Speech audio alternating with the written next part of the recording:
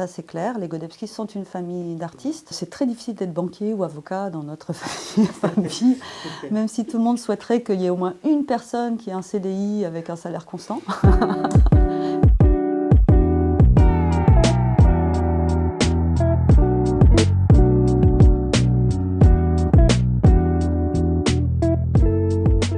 Alors moi je viens d'une famille d'artistes. Donc j'ai grandi, j'avais un père sculpteur, peintre sculpteur, dessinateur, qui touchait vraiment à tout, qui a fait des robots, qui a fait des peintures sur sable, de la tôle, enfin il a touché toutes les matières. Et moi j'ai grandi dans son atelier, donc j'ai toujours été très manuelle. Et quand je suis partie à Londres à 18 ans, j'ai commencé des études d'art appliqué, bijouterie et matières alternatives. En Angleterre, les écoles d'art appliqué sont des écoles d'art, contrairement à la France où l'artisanat est très divisé par rapport à l'art. C'est-à-dire qu'il y a un questionnement artistique, il y a une ouverture d'esprit artistique liée aux matières qui, en France, a été, on va dire, coincée au niveau de l'artisanat. Donc c'était très important pour moi ça. Et je pense que la force que j'ai aujourd'hui, c'est-à-dire de travailler aussi dans l'art abstrait, minimaliste, face à une famille qui travaille beaucoup dans le dessin, cette force, elle vient de là-bas.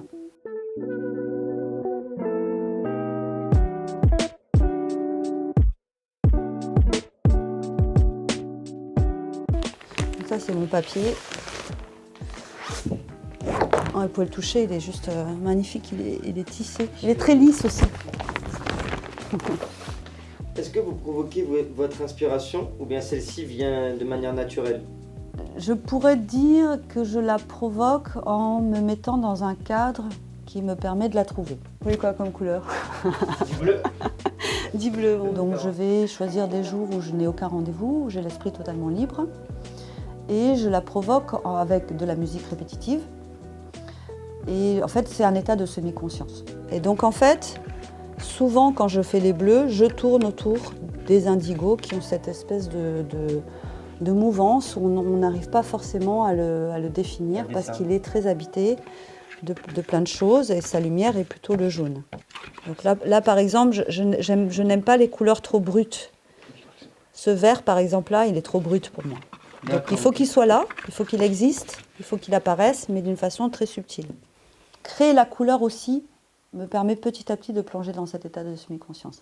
Parce que la couleur, en fait, est faite d'une multitude de couleurs, aussi de densité. Je joue avec les densités, donc je vais avoir des choses plus épaisses, des pigments purs, des choses très liquides.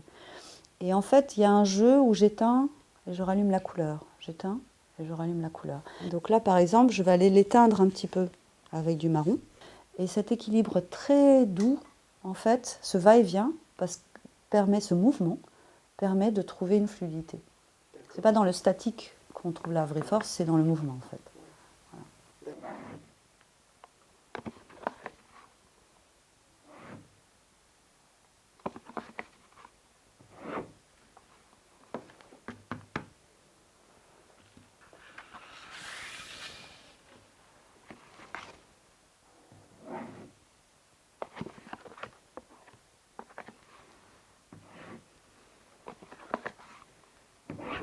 Pour les calligraphes asiatiques, on s'entraîne avec un bâton dans le sable.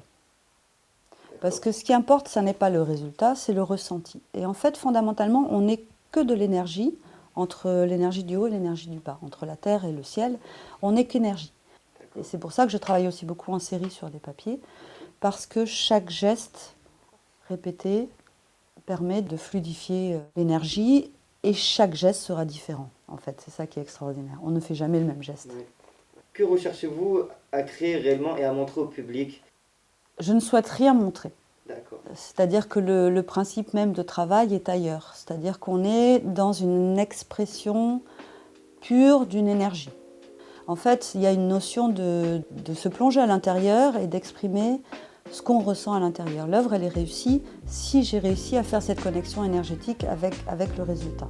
Si je suis trop dans la pensée, le résultat est raté. Alors il y a quelque chose que je ne comprends pas, mais que je vois, c'est que quand l'énergie est pure, les gens connectent à cette énergie quand ils voient l'étoile. Et ça, c'est assez extraordinaire. Et si cette énergie n'est pas pure, s'il y a eu un choix personnel de couleur, de quelque chose, ça peut arriver, en fait, il n'y a plus de connexion. C'est comme si on mettait un peu de notre âme dans les œuvres. Je ne sais pas comment ça se fait, je ne sais pas, mais je l'observe et je vois que les œuvres les plus vraies sont celles qui ont le plus d'impact aussi extérieur. Mais moi, quand je travaille, je ne cherche pas du tout cet impact extérieur. La vie de l'œuvre ensuite ne dépend plus de moi. Voilà. Donc elle est en fonction des galeristes qui vont dire j'aime cette série, je veux ce travail-là, je veux ci, je veux ça. Moi je fluctue avec tout ça, mais au moment de la création, c'est quelque chose qui n'a rien à voir. Donc là j'ai fait ma série de papier, je ne touche plus à rien. En général, j'aime rien de ce que j'ai fait, je m'en vais et le lendemain je peux regarder ça plus reposé. Mélanger des techniques sur un tableau ou c'est vraiment... Non, en fait c'est pas beau. Il faut vraiment minimaliser l'univers. Je ne sais pas comment expliquer ça, mais plus il y a de travail sur quelque chose, moins c'est fort, en fait, tout simplement. Et donc, pourquoi, je ne sais pas, mais il y a quelque chose de ça. Ceux qui ont été faits en un seul geste, qui est le cas de celui-là, il y a eu 2 passages, pas plus. Pour moi, ils ont une force extraordinaire.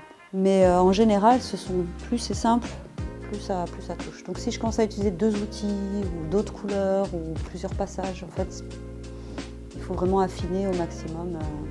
Et même dans la couleur, on voit les autres couleurs, mais il faut que ce soit subtil. Si c'est trop flagrant, ça gâche un peu l'effet général de douceur. Voilà. Merci beaucoup, on n'attendait pas tant.